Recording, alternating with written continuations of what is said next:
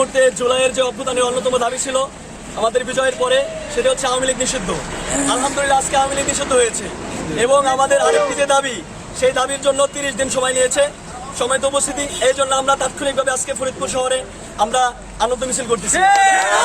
আজকে আমাদের জন্য একটা বিশেষ দিন, কারণ ফ্যাসিবাদের দোসর আওয়ামী লীগ সন্ত্রাসী সংগঠন হিসেবে প্রাথমিকভাবে নিষিদ্ধ হয়েছে এবং বিচারিক প্রক্রিয়ার পরে সে পুরোপুরি নিষিদ্ধ হবে বাংলাদেশ থেকে।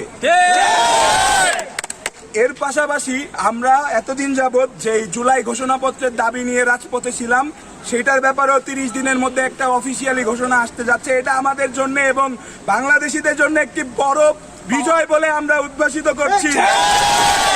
আমরা যারা বাংলাদেশ পন্থায় বিশ্বাস করি, আজকে তারা দলমত নির্বিশেষে রাজপথে থেকে আমরা বিজয় ছিনিয়ে এনেছি। সামনের দিনগুলোতেও যদি কোনো ফ্যাসিবাদ, কোনো দোসর, কোনো দল যদি কোনো ফ্যাসিবাদ কায়েমের চেষ্টা করে, আমরা শক্ত হাতে ঐক্যবদ্ধভাবে তাদের প্রতিহত করবো ইনশাআল্লাহ।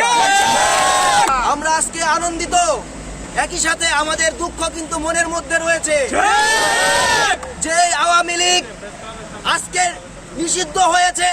আমরা আনন্দ মিছিল নিয়ে আসতে পারি, কিন্তু আমাদের যে ভাইয়েরা জীবন দিয়েছে দেশের জন্য, তাদের জন্য কিন্তু বুকের মধ্যে অনেক আহাজারি রয়েছে আমাদের। এই আওয়ামী লীগ শুধু বলা হচ্ছে নিষিদ্ধ, কিন্তু পরবর্তী সময়ে বিভিন্ন রূপ নিয়ে যেন বাংলাদেশে না আসতে পারে, তার জন্য ছাত্র জনতা সব সময় রুখে থাকবে ইনশাআল্লাহ।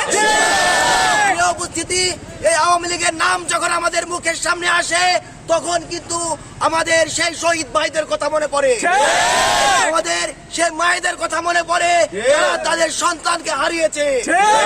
সুতরাং আমরা যে বিজয় পেয়েছি, এই বিজয়ের সবচেয়ে বড় আশা ছিল আওয়ামী লীগ এই ফ্যাসিবাদকে নিষিদ্ধ করতে হবে। আমরা সেই নিষিদ্ধের সংবাদ পেয়েছি। সেইভাবে আমাদের পরবর্তী সময়ে যে 30 দিন সময় দেওয়া হয়েছে, আমরা জুলাই ঘোষণাপত্রের আবেদন করছি ইনশাআল্লাহ অল্প সময়ের মাঝে, সেই সময়ের আগেই আমরা পেয়ে যাবো ইনশাআল্লাহ।